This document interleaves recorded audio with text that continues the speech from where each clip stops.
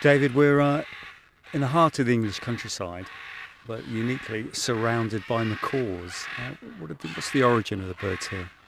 Well, it's a bit of a sad story actually, but luckily with a really happy ending.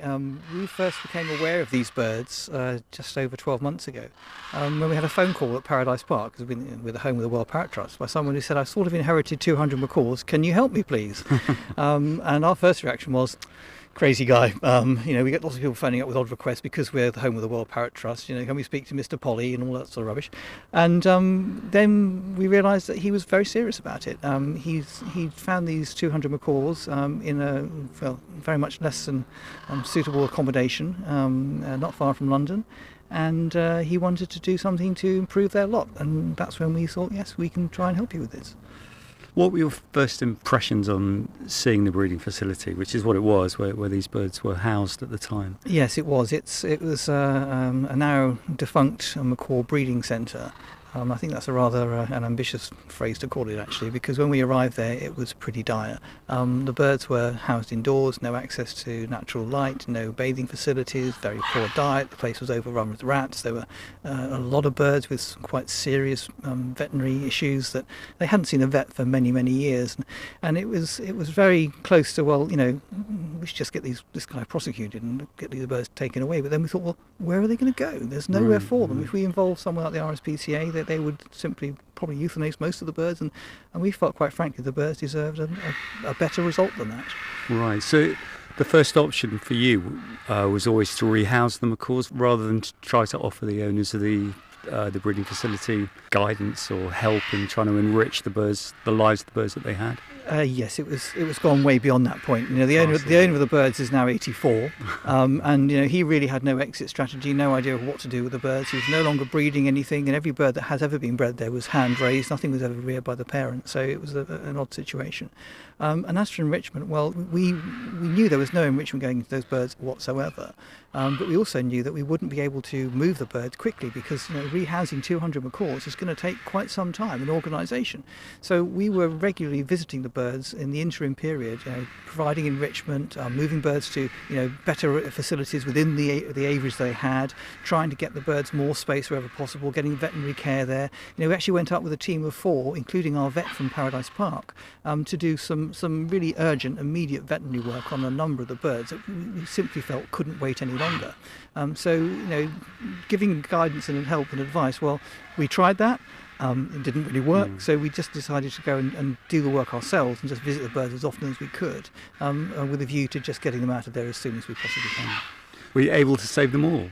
Well, the vast majority of them. There were 4 birds. When the day came for the big move, there were 4 birds that we actually euthanized because their medical issues were just too severe.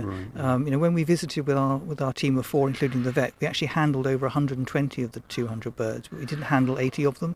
And amongst those 80, there were some birds that we discovered needed more help than really they could have, and they'd endured enough. They had all sorts of really poor issues with their limbs and arthritic conditions, and bits of them were missing, and they were sores, and they were blind, and the list goes on and on. But we took the decision with our vets that those 4 birds really, the best and kindest thing would be to put them to sleep. But the rest all came down here, and we can hear them in the background now.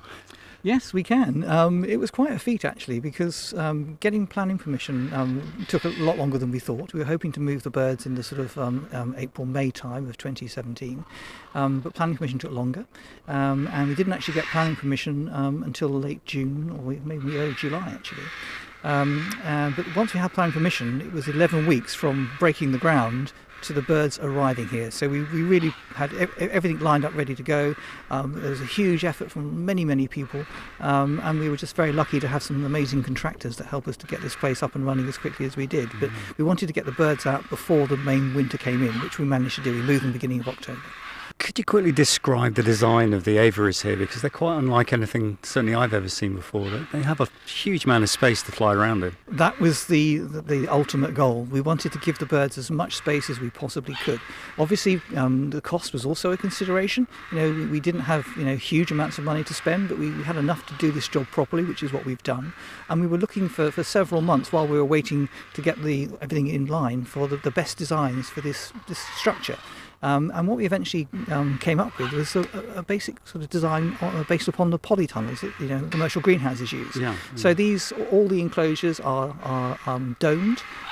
There's 8 of them, and each are 30 metres in length by 8 metres wide, and between 6 and 7 metres high. And amongst that 30 metres in length, there's 12 metres which is undercover, insulated and heated, and 18 metres which is out in the glorious sunshine that you can see today.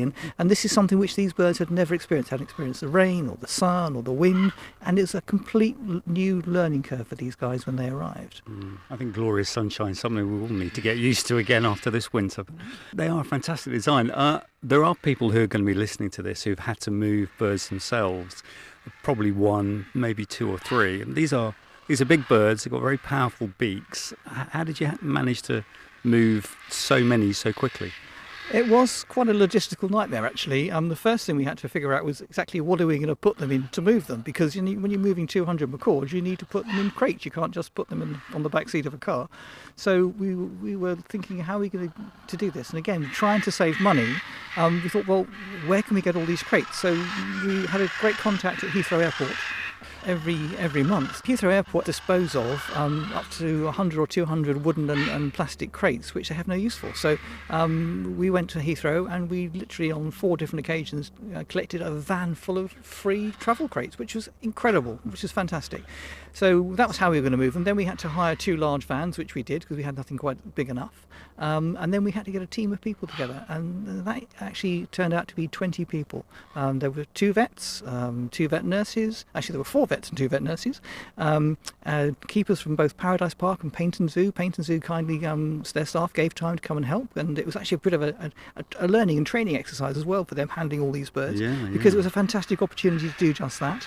And there were 20 of us in total moving the birds, and every single bird was caught, anaesthetised by the vets, completely health checked and health screened. So we took blood samples, swabs, faecal samples. We tested them for everything we could possibly think of, including heavy metals, because there was so much metal in this old environment they were in. And then we started transporting them down here to this new facility, and the first van load of birds that came down was pretty special. To see them leaving that site and then arriving here at the beginning of October last year was an amazing sight, and we were all just thrilled about it. And when that started to happen, we then had a team that was deployed down at this end. So there were maybe 16 of us at the macaw breeding facility, and the first 4 people came down with the first shipment of birds, and then gradually we moved all the birds down over a period of 2 days. That's a really big logistic exercise. That's quite amazing, isn't it? So how did the birds react when they got here? Because obviously they'd been inside, they hadn't had room to fly around, there was no enrichment, there were no trees to stand on. How did they settle in? Well, I think there were a variety of reactions. Some birds were pretty shell-shocked, to be quite frank. They didn't quite know what was what, because you need to bear in mind that most of them had been in an enclosure that was maybe 3 metres by 2 metres by 2 metres for nearly 30 years. So getting their mind around the fact that they could actually explore further than that was quite difficult. Many of the birds, their feather condition was very poor, and they were actually unable to fly. So we've had to design 2 of these enclosures here with these sort of disabled birds in mind. So there's plenty of climbing and ropes and things for them to climb on, lots of enrichment they can get to easily, and of course they need to be able to get to the food and water easily. We then had to decide as well, when we were moving the birds down, what combinations of birds do we put together, because many of these birds were in pairs, some were in small groups, some were in slightly larger groups. So we looked at the best possible combinations of how we can put the birds into these 8 enclosures, and it's sort of worked. There's been 1 or 2 little hiccups here and there, birds that get a little bit too territorial. What we don't want to do is to breed from these birds here, because there's no need to do that. Whereas they were producing eggs all the time at this other facility, because the diet they were on was really high in protein and really not what they needed at all. Now we put them on a much more sort of basic maintenance diet, which contains much more in the way of fruits and vegetables. I think we've had 2 eggs since the birds arrived, and those were laid on the first and second day they were here. And since then, that's not a problem, because we don't want the birds to breed, we just want them to enjoy the rest of their days here. This is such a heartening story. When you first hear about it, you think, well, what's this going to be like? And you get down here, it's just the most wonderful place. And to hear these birds flying around, and to imagine that they were stuck, basically imprisoned, to go to this is fantastic. You must feel, I know you feel great about it.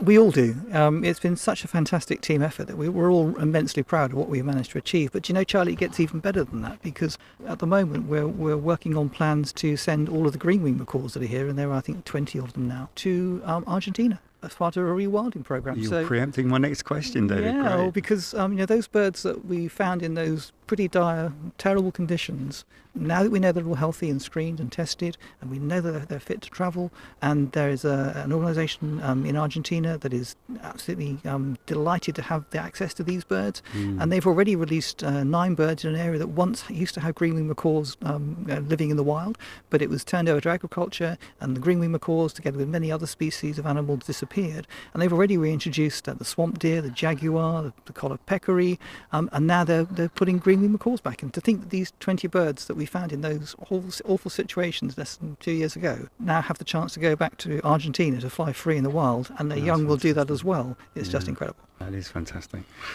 There are lots of macaws or other parrot species in fairly dire situations throughout the UK. Are there any plans to try and rescue them and bring them here as well? Well, this really isn't a rescue centre in the sense that you might be implying. This was created for a pretty much a one-off situation. We do like to try and help with those situations that are happening in the UK all the time, and people often contact us, and we try to put them in touch with people who can make good use and place those birds. But this facility really is to help initially those 200 macaws, but also it's a facility where we can use the aviaries we have here to deal with other birds that have been confiscated, for example, from the wild. And that's a much more pressing need right now. And for example, there are African grey parrots being smuggled out of Africa almost weekly. And they're being confiscated, and what happens to those birds is really quite important, because if there's nowhere for those birds to go, the authorities don't confiscate them, so the trade goes on, which of course is illegal, and the birds are disappearing. And the African grey, which is probably the most common pet parrot you can ever think of, everyone says, what's your pet parrot? It's an African grey. They're critically endangered in the wild now. They've just been uplisted to CITES Appendix 1. And at the moment there This are... is extraordinary, really, when you think how common they were in the 50s, 60s. It is extraordinary. So the World Parrot Trust has been involved in trying to rehouse some of those birds, and we have 2 large groups at the moment which are held in France. And when they were first confiscated and put into the aviaries in France, they were in very poor condition. Now they're much, much better. They're all in good feather, they're all flying really well. And the next stage of their development is to come to a facility like one of these aviaries here, where they can really fly and get incredibly fit. And because they're an hour from London, sending them back to Africa will be very simple. So that's really the function of this facility, is as a stopgap for dealing with some of the birds that find themselves in illegal trade, and to get them back to the wild as part of the World Parrot Trust Fly Free campaign. So as for the pet parrots that need rehoming, it's not really what this is designed for, but we can certainly help and advise with that, and it's something which we'd like to think about more in the future. But right now, this particular facility has specific functions, which is initially housing these 200 macaws, and secondly, a conduit, if you like, for getting birds that have been found in illegal trade back to the wild. African grey is about half the size of macaws, so are you going to have to adapt the facility, or has it been future-proofed? No, it's been future-proofed. They may be half the size, but they still fly really well. And a 30-metre flight, 8 metres wide with 7 metres of height, is exactly what these guys need right now. They need the ability to get nice and fit, because the fitter they are, the more likely they are to survive when they're sent back to the wild. This place is future-proofed, and we designed it specifically thinking that, these 200 macaws, we want to solve that problem, but we want to invest, use the money we've invested in this facility into the future as well. And that's exactly why we've built it the way we have. Yeah. Just as a final thought, David, it seems as though in the last few decades there's been a focus among well-intentioned parrot lovers, and perhaps by World Parrot Trust members and supporters in particular, on discouraging people from buying wild-caught parrots. The EU has banned imports of wild birds over 10 years ago, obviously, so for Europeans that's not actually an issue. But reflecting on what you initially counted at the breeding facility, what sort of lessons do you feel this story holds for those of us wanting to be responsible and ethical in our choices about parrot keeping? I think there are several things we've learned, actually. One of the most important is that today the demand for pet parrots is not what it used to be. And I think that there are far fewer people, and I think that's mainly due to better education of what parrots require in captivity, who are sort of blindly going out and just buying the first parrot they see. People tend to be researching it far more. And these breeding facilities, they're not really required. And birds coming from the wild has pretty much stopped, which is fantastic. But, parrots live a long time, Charlie, and there are a lot of parrots out there. We talked earlier about, is this going to be somewhere where you can rehome parrots that need rehoming? Well, actually, a much better solution for those birds, and you must bear in mind that often these birds have been a pet for 10, 15, 20 years, is to go as another pet, because they're not really well adapted and well adjusted to mixing with other birds, and often that's the last thing these birds want. But if there are people out there looking for a pet parrot, and we say this all the time at Paradise Park when people talk to us after our free flying bird shows, think about giving a bird a home that needs it, because these birds can live for a long time, and we've never yet come across a parrot that has an issue. People say, well, they're getting rid of a parrot because it bites somebody or it's noisy or whatever. It's never the issue with the bird; it's the issue with the person keeping it. We can help them to retrain that bird and to treat it in the way it should be treated, with respect and not with contempt, and that makes a big difference. So what we would say is, if you want a pet parrot, research it properly first. Make sure you're getting the bird that you can look after. Make sure you can afford to do it, because they're not cheap pets to keep. Make sure that you know the long-term commitment you're taking on, because you're not talking about 5 or 10 years, the average life of a dog or a cat. Sure. You're talking about 50 or 60 years. But again, try and give a bird a home that needs it, because there are many birds out there that need great homes, and there's no need to breed loads of parrots in captivity. There are so many birds out there that need good homes, and if anybody wants a parrot, we can find one for them, pretty much without question. I said that would be the final thought, David. Just a final thought. Obviously, you mentioned Hale and the Paradise Park, and that's open to the public. There aren't any plans at all to open this facility to the public, are there? No, there aren't. For the welfare of the birds primarily, but also because the site we've chosen here is well out of the way. We wanted a site that wasn't going to impact upon any of the neighbours anywhere around, and this site is perfect for that. And we don't want it open to the public, simply because the birds' welfare comes first as far as we're concerned. That's not to say that if people wanted to visit, they may be able to, but we have to look at that on an individual case-by-case basis.